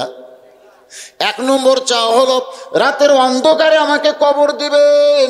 আমি ফাতেমা পর্দানিশী, সারা জীবন পর্দার মধ্যে ছিলাম, দিনের আলোতে কবর দেওয়া চলবে না, রাতের অন্ধকারেই আমাকে কবর দিবেন। আমার 2 নম্বর চাওয়া হলো আমার কোনো জানাজার ব্যবস্থা আপনি করবেন না, আমার জানাজার ব্যবস্থা করা লাগবে না। আলী বলে ফাতেমা লক্ষ লক্ষ মানুষ তোমার জন্য দোয়া করবে, কেন জানাজার ব্যবস্থা করব না? ফাতেমা বলে স্বামী গো লক্ষ লক্ষ মানুষ যদি বলে ফাতেমা ভালো আর আপনি যদি বলেন ভালো না, ওই লক্ষ মানুষের দোয়া দিয়ে ফাতেমার কোনো লাভ হবে না। দুনিয়ার সব মানুষ যদি ফাতেমা খারাপ আর আপনি যদি বলেন আমার বউ ফাতেমা ভালো, এক স্বামীর সার্টিফিকেটে ফাতেমার 8টা জান্নাতের দরজা খুলে গেল। ওগো স্বামী আমার 3 নম্বর চাওয়া হলো আমার লাশটা খাটনিতে তুলবেন না, আমার লাশটা খাটনিতে তুলবেন না, কারণ খাটনি কান্দে নেওয়ার 4 জন পুরুষ আমার দুনিয়াতে নাই। নবী যদি থাকতো বাবা তাহলে মরা মেয়ের লাশের খাটনি কান্দে নিবার পারতো। আমার হাসান হোসেন যদি বড় হইতো মায়ের লাশের খাটনি কান্দে নিবার পারতো। ওগো স্বামী আমার লাশটা কান্দে করে জান্নাতুল বাকির পূর্ব কোনায় দাফন করবেন। গভীর রাত্রে হতারি দাফন করার পর আল্লাহকে বলতেছে আল্লাহ ফাতেমার জানাজা হলো না, ফাতেমার জন্য আমি দোয়া করি, আল্লাহ ফাতেমাকে তুমি কবুল করে নাও। এই দোয়া করার পরে তাকায় দেখে সামনে নতুন কোনো কবর নাই, এই মাত্র ফাতেমার কবর দিল, সেই কবর নাই। কোথায় গেল ফাতেমার কবর? গোটা জান্নাতুল বাকির মধ্যে আলী দৌড়ায় আর বলে, ফাতেমার কবর, ফাতেমার কবর। আল্লাহ ডাক দে বলে, আলী রে, আমার ফাতেমা পর্দা নিশি, আমি আল্লাহ জোহরা ডিগ্রি দিয়া ফাতেমার কবরকে কিয়ামত পর্যন্ত পর্দা করে দিয়েছি। লিল্লাহে তাকবীর। আমার মা বোনেরা যারা পর্দার অন্তরালে ওয়াজ শুনতেছেন, মা, ওই ফাতেমা হলো সাইয়্যিদাতুন নিসায়ে আহলিল জান্নাহ, জান্নাতে নারীদের সর্দারিনী হবে। ফাতেমার সাইন ছাড়া আপনারা কেউ জান্নাতে যাবার পারবেন না। ফাতেমার সিগনেচার যদি পাওয়ার চান তাহলে পর্দার ভিতরে আপনাদের থাকতে হবে। মা, কার মধ্যে থাকা লাগবে? পর্দা। এখন ফাতেমা সামনে সামনে, মা খাদিজা যেই ঘরের মধ্যে আছে, ওই ঘরের মধ্যে ফাতেমা যেই মাত্র ঢুকেছে, সঙ্গে সঙ্গে আল্লাহ নবী দরজা বন্ধ করে দাঁড়িয়ে আস। ফাতেমা ঘরের মধ্যে ঢুকলেন, নবী কিন্তু ঘরের মধ্যে ঢুকলেন না, নবী দরজায় দাঁড়িয়ে আছেন। কিছুক্ষণ পরে ফাতেমা দরজা খোলে, নবী তাকায় দেখে ফাতেমা মুচকি মুচকি হাসতেছে। রাসূল চমকে গেছে। ফাতেমা, কানতে কানতে তুমি আমার যোগ্য নিয়ে তোমার মাকে কাফনের কাপড় পরানোর জন্য ঢুকলা, এখন হাসতে হাসতে কেন দরজা খুললা?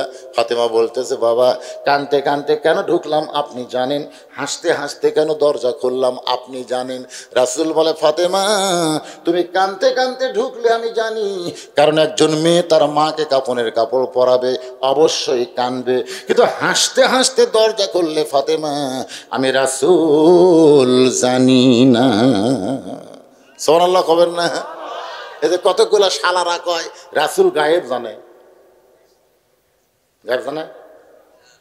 তাহলে ফাতেমা হাসতে হাসতে দরজা খুললো, এটাই রাসূল জানে না। গায়েবের মালিক কে? আরো জোরে কান, ঈমান ঈমান ঈমান।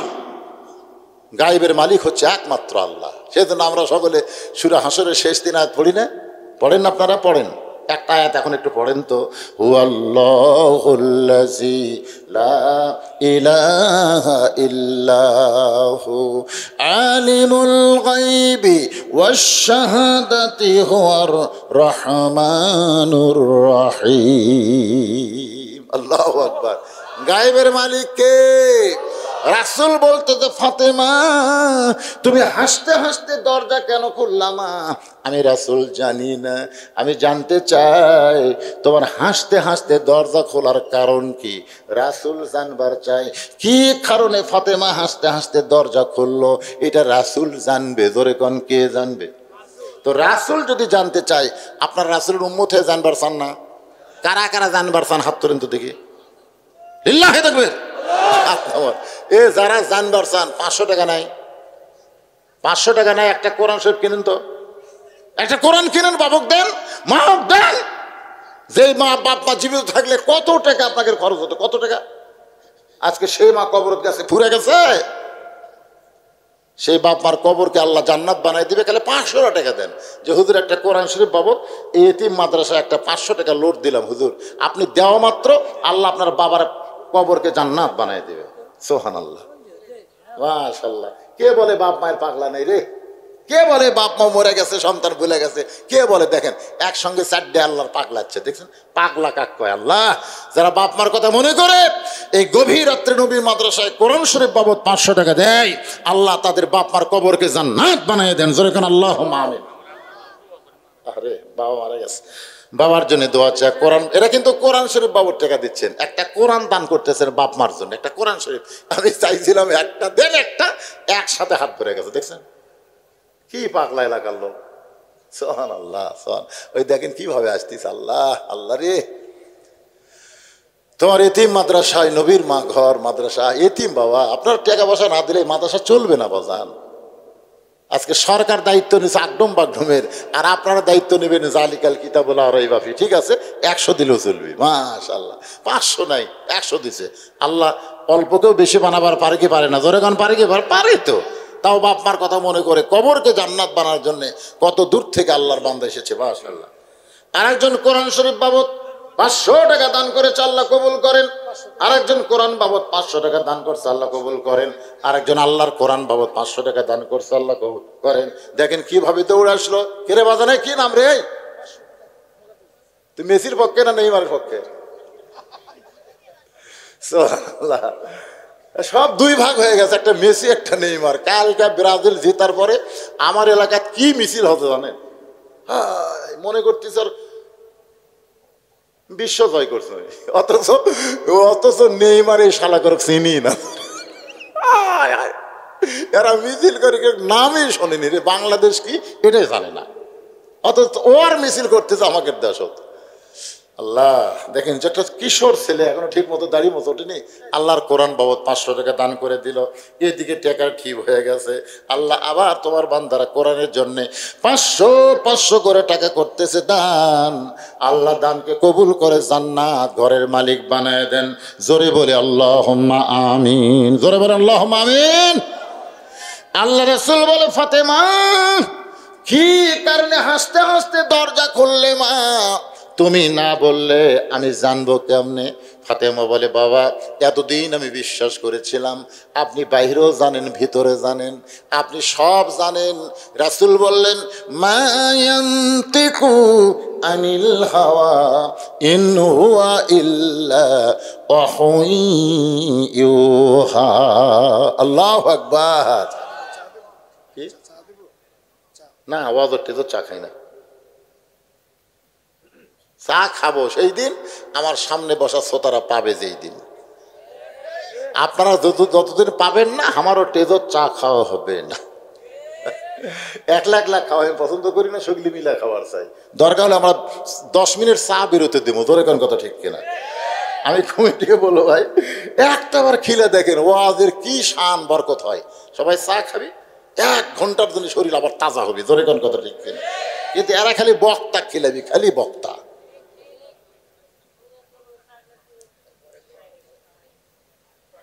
খাওয়ানোর মালিককে আরো জোরে। আমরা হলাম দাওয়াতকারী, আমরা খালি দাওয়াত দেব। খাওয়ানোর মালিক আমার আল্লাহ। এক সাহাবী 1 গিলাস দুধ এনে নবীরে দিয়ে বলতেছে, ইয়া রাসূলুল্লাহ দুধটা পান করেন, 1 গিলাস দুধ। রাসূল একবার দুধের দিকে তাকায়, একবার সাহাবীর দিকে তাকায়। আল্লাহ রাসূল বললেন, কে রে তুই আমার দুধ পান করাবি? একলা যখন ছিলাম তখন দিবি। এতগুলো সাহাবীর মধ্যে আমি আলোচনা করতেছি, আর এই সুযোগে তুই দুধ দিলি? এই দুধ আমি একলা কেমনে খাই? এতগুলো সাহাবী থুয়ে আমি রাসূল একলা কেমনে খাই? তখন সাহাবীরা বলতেছি, ইয়া রাসূলুল্লাহ আমরা জীবনের চাইতে আপনাকে বেশি ভালোবাসি, আপনি দুধ পান করলে আমরা খুশি। আল্লাহ রাসূল বললেন, তোমরা আমাকে কতদূর ভালোবাসো তার চাইতে কোটি কোটি গুণ আমি তোমাদেরকে বেশি ভালোবাসি। ধরে কেন সুবহানাল্লাহ। এই তোমরা আমাকে কতদূর ভালোবাসো? ওমর ফারুক কয়, আমার জীবনের চাইতে বেশি। রাসূল বলেন, এর চাইতেও 100 গুণ বেশি আমি তোমাকে ভালোবাসি। দাওয়াতকারী সাহাবী কান্দার কয়, হুজুর আমি গরিব মানুষ, হুজুর 1 গিলাস দুধের উপর আমার দুধ নেই, এখন করি কি? আল্লাহ রাসূল বললেন, ঠিক আছে তুমি দাওয়াতকারী, খাওয়ানোর মালিককে আল্লাহ। রাসূল বললেন, সাহাবীরা তোমরা সবাই বসো, পেট ভরে দুধ পান করো। এই বলে আল্লাহ রাসূল নিজে 1 চুমুক খায়া বলছে, আবু বকর পেট ভরে দুধ পান কর, পেট ভরে দুধ পান করে উমরক দাও, উমর পেট ভরে দুধ পান করে ওসমানক দাও, ওসমান পেট ভরে দুধ পান করে আলীক দাও। আবু বকর দুধের গিলাসটা চিন্তা করে পেট ভরে।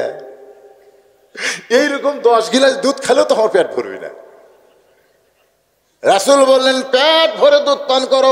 আবু বকর গিলাসের দিকে তাকায়, নবীর কথার দিকে খেয়াল করে। রাসূল বলে, আবু বকর যে 2টা চোখ তোমার কম দেখতেছে, এই 2 চোখ তুমি বন্ধ করে দাও। তোমার যে 2 চোখ 1 গিলাস দুধ দেখতেছে, এই 2 চোখ বন্ধ করো। সঙ্গে সঙ্গে আবু বকর 2টা চোখ বন্ধ করে দেখে হাতের গিলাস গিলাস নাই, আল্লাহ দুধের ভাণ্ড বানায়া দিছে।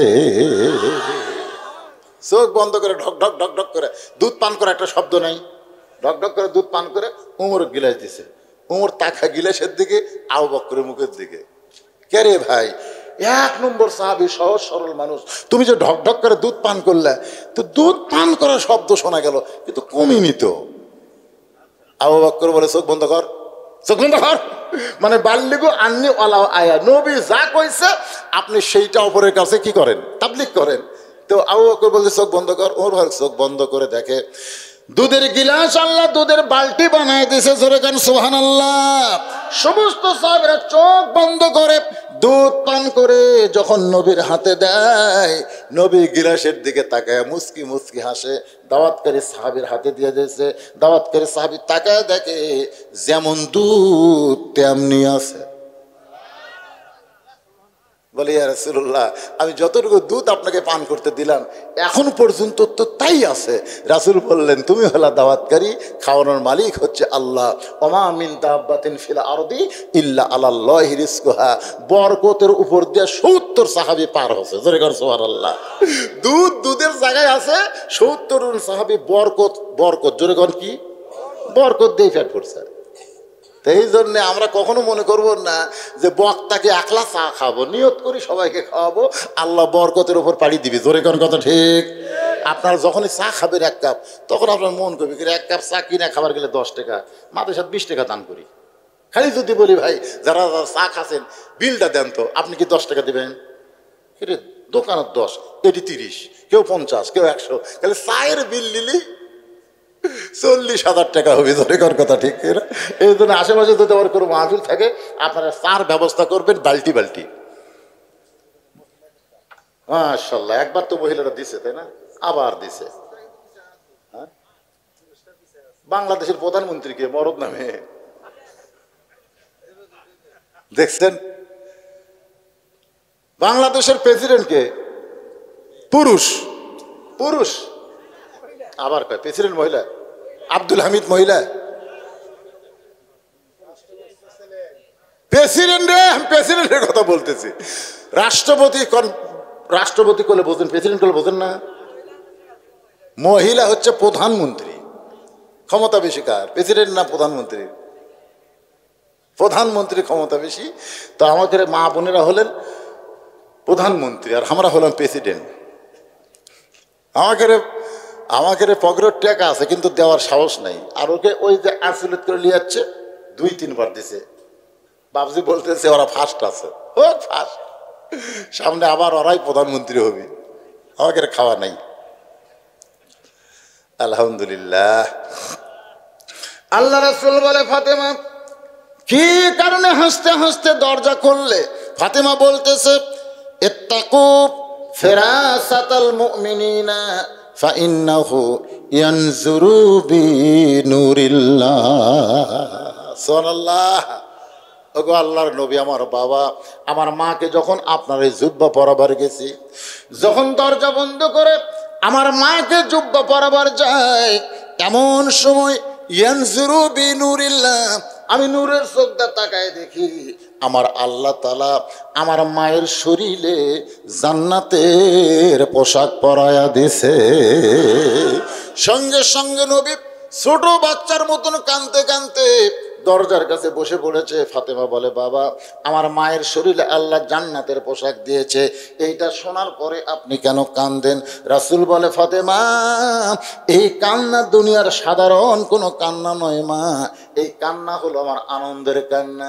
দুনিয়াতে কোনো বিবি তার স্বামীকে সর্বপ্রথম নবী বলে স্বীকার করেছে, এইটা হলো তোমার মা খাদিজাতুল কুবরা। আমার এলাকায় কিছু ঘন ঘন পীর বার আছে, ধরে কারণ কি বার আছে? তার এক খালাকে বললাম, খালা এই যে আমাকে এলাকাতে একটা পীর বার আছে, আপনি খোঁজ নেবেন তো এই পীরের বউ এই পীরের হাতে মুরিদ হসে কিনা। আমার এক গ্রাম সম্পর্কে খালা খোঁজলে পীরের বউয়ের কাছে গিয়ে বলতেছে, তুমি কি তোমার স্বামীর হাতে মুরিদ হসো? তখন বউ বলতেছে, আমার স্বামী হলো 1 নম্বর লুচ্চা। দেখছেন, পীরের বউ বলতেছে আমার স্বামী হলো 1 নম্বর লুচ্চা, ওই মুরিদের বউয়ের দিকে খালি টস টস করে তাই থাকে। দেখেন বাংলাদেশের কোন পীরের বউ পীরের হাতে মুরিদ হয় নাই, আর নবীর হাতে সর্বপ্রথম যিনি কলেমা নিয়েছেন তিনি হলেন তার বিবি খাদিজা। এই জন্য কোনো পিঠ ধরা চলবে না। আল্লাহ বলেছেন লাকাদ কানা লাকুম ফি রাসূলিল্লাহি উসওয়াতুন হাসানা। যদি সফলতা অর্জন করতে চাও, রাসূলকে তোমাদের মডেল হিসাবে, আদর্শ হিসাবে গ্রহণ করে নাও। আমার নবীকে ধরতে হবে, নবীর মাধ্যমে আমরা আল্লাহকে পাবো। জোরে কোন ঠিক কিনা? উপায় নাই রে, সবাই বলেন উপায় নাই রে, উপায় নাই রে, উপায় নাই, নবী বিনে আল্লাহ পাওয়ার উপায় নাই। নিজের হাতে খাদিজাতুল কুবরাকে নবী কবরের মধ্যে নামাই দিচ্ছেন, নবীর দু চোখ দিয়ে দর দর করে পানি পড়তেছে। আবু বকর বলে রাসূলুল্লাহ, হুজুর আপনি যদি এমন করে কাঁদেন তাহলে আমরা কেমনে সহ্য করব? রাসূল বলে আবু বকর, এই খাদিজা যতদিন আমার বিবাহ ছিল, বউ ছিল, জীবিত ছিল, ততদিন আমি দ্বিতীয় কোনো বিয়ে করি নাই। মা খাদিজা যতদিন নবীর ঘরে ছিল, নবী কিন্তু দ্বিতীয় কোনো বিয়ে করেন নাই। রাসূল বলে আবু বকর, আমার খাদিজা শুধু বিবি ছিল না, আমার দরদ ছিল। আমি যত রাতই দরজায় দাঁড়াইছি, যত রাত কোনোদিন 2টা 3টা 4টা, এমনও হয়েছে আমি কখন আসবো আল্লাহ ছাড়া কেউ জানে না, কিন্তু যেই মাত্র দরজায় দাঁড়াইছি কোনোদিন খাদিজা বলে ডাকতে হয় নাই। খাদিজা দরজা খুলে দেয়। আমি রাসূল চমকে গিয়া বললাম, খাদিজা আপনাকে ডাকা লাগে না, কেমনে দরজা খোলেন? খাদিজা বলে, নবী গো, 25 বছর বয়সে যখন আপনাকে স্বামী বলে স্বীকার করেছি, ওই সময় আপনার দেহের একটা সুগন্ধ আমার নাকের মধ্যে ঢুকেছে। আপনি শুধু মানুষ না, আপনি হলেন মেশকাম্বর। আপনি যখন যান তখন একটা সুগন্ধ ছড়ে চলে যান। আবার আপনি যখন দাওয়াতের কাজ শেষ করে যতই রাত্রে দরজা আসেন, আপনার দেহের সুগন্ধ আমি বুঝতে পারি। আল্লাহ নবী চমকে বলে, খাদিজা ঘুমের মধ্যেও কি সুগন্ধ বোঝেন? খাদিজা বলে, নবী গো, আপনি যাওয়ার পরে আমার নাকটা দরজায় লাগায় থাকি, আপনি আসা মাত্র দরজা খুলে দেই। রাসূল বলে, খাদিজা তাহলে আপনি কি ঘুমাবেন না? খাদিজা বলতেছে, রাসূলুল্লাহ আমি সেই দিন ঘুমাবো যেদিন আমার মৃত্যু হবে।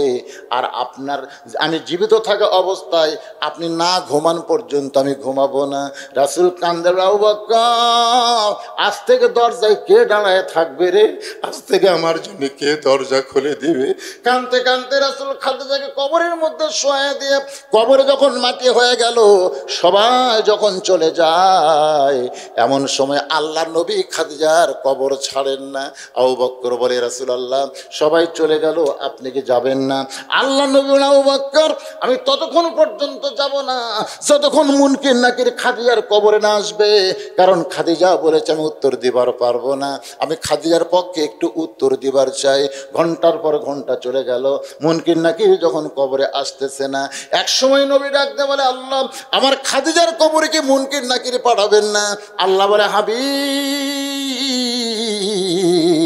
আপনি যেমন খাদিজাকে ভালোবাসেন, আমি আল্লাহ তার চাইতেও বেশি ভালোবাসি। ওগো নবী, দুনিয়ার জীবনে কবরকে স্মরণ করে, মৃত্যুকে খেয়াল করে, কবরের কথা মনে করে যারা কানবে, কবরে যাওয়ার পরে আমি আল্লাহ আর তাদের কান্দাবো না। আমি খাদিজার পক্ষে হইয়া মুনকির নাকিরের উত্তর আল্লাহ দিয়া দিছি, আপনাকে উত্তর দেওয়ার জন্য আর থাকা লাগবে না। ইজা আসাবাতুহুম মুসিবাতুন ক্বালু ইন্না লিল্লাহি ওয়া ইন্না ইলাইহি রাজিউন। সবাই বলেন, যারা পারেন তারা বলেন, কোন বনেরই পাখি তুমি আইলারে কোন বনে, আবার কোন বনেতে যাইতে হবে পড়ছে নাকি মনে। কি বুঝতেছেন? কোন বনেরই পাখি তুমি আইলারে কোন বনে, আবার কোন বনেতে যাইতে হবে পড়ছে নাকি মনে। আমার হীরামন পাখি, আমার প্রাণ পাখি, তোরে কোথায় রাখি পাখি রে, সবই মিশে আর ফাঁকি। এক পলকের নাই ভরসা, এক পলকের নাই ভরসা, ভরসা মিশে সকল আশা, কখন বুঝি দারুণ ঝড়ে, কখন বুঝি দারুণ ঝড়ে ভাঙবে তোমার আশা পাখি রে, এসবই মিশে আর ফাঁকি। যে কোনো সময় আমাদের মৃত্যু হবে বাবা, যে কোনো সময়। প্রস্তুত নেওয়ার দরকার আছে না নাই? এই যুবকেরা, 1টার সময় খেলা দেখবে, 12টার পরে তাহাজ্জুদ শুরু হয়। তুমি জানো, তুমি যৌবন বয়সে খালি 2টা রাকাত 4টা রাকাত তাহাজ্জুদের নামাজ পড়লে আল্লাহ তোমার উপর কত খুশি হবে।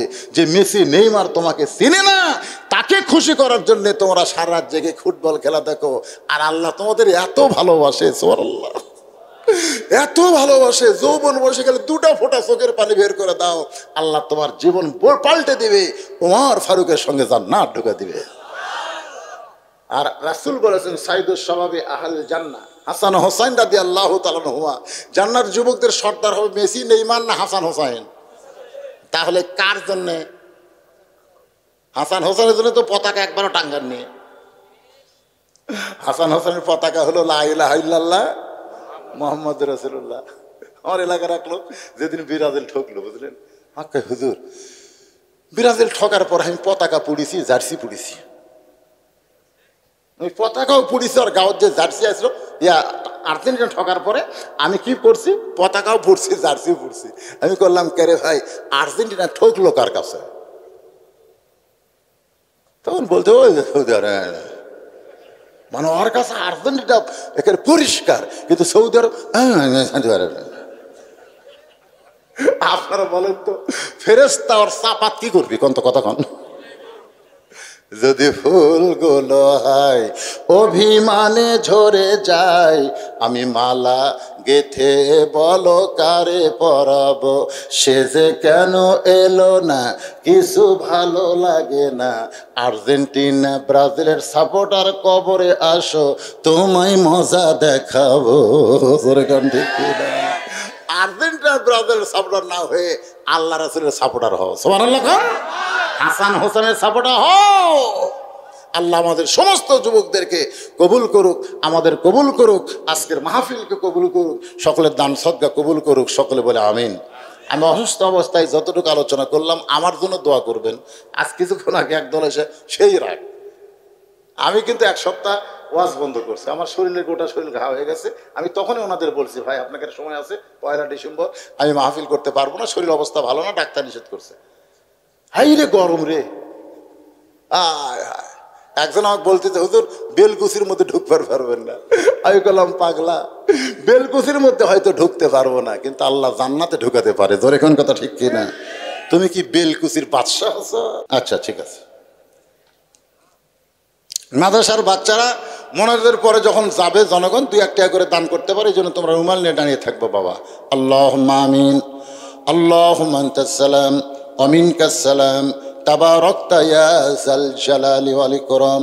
আয় আল্লাহ তাআলা, সেই মাগরিবের নামাজের পর থেকে রাত 12টা পার হয়ে গেল, এই দীর্ঘ সময় পর্যন্ত তোমার পাগল বান্দা বান্দিরা আরামের বাড়ি, আরামের ঘুমকে বাদ দিয়া কোরআন হাদিসের মহব্বত কলিজার মধ্যে নিয়ে এই জান্নাতের বাগানে বসে বসে আলোচনা শোনার শেষে আমি গুনাহগারের সঙ্গে রহমতের দরজায় ফকির হয়ে দোকানে হাত তুলেছে। আল্লাহ মেহেরবানি করে আজকের মাহফিল আমাদের সকলের হেদায়েতের জন্যে, নাজাতের জন্যে, জান্নাতের জন্যে কবুল করো। এই মাহফিলের শুরু থেকে শেষ পর্যন্ত যত আলোচনা হয়েছে আল্লাহ, এর মধ্যে যদি ত্রুটি হয়, ভুল হয়, মাফ করে দিও। এর যা হাদিয়া মঞ্জুর করো, সোনার মদিনায় নবী পাকের রওজা মুবারকে আল্লাহ কবুল করে নাও। তামাম আম্বিয়ায়ে কেরাম, আসহাবে কেরাম, তাবিঈন কেরাম, তাবা তাবিঈন কেরাম, তামাম পৃথিবীর মাটির নিচে যত মুমিন মুমিনা আছে আল্লাহ, সকলের আরওয়াহ ফরে হাদিয়া কবুল করো। মাবুদ, আমরা যারা হাত তুলেছি আমাদের জনম দুঃখনী মা, জনম দুঃখনী মা যাদের কবরে গেছে, ছোট্ট একটা শব্দ হলো মা, এই নামের মধ্যে কি মধু, যাদের মা নাই তারাই বুঝতেছে। এই দরদের মা যাদের কবরে গেছে, আল্লাহ মেহেরবানি করে মায়ের কবরকে জান্নাতের টুকরা বানিয়ে দাও। বাবার বাড়ি ঘর সবই আছে, আমি সহ আমরা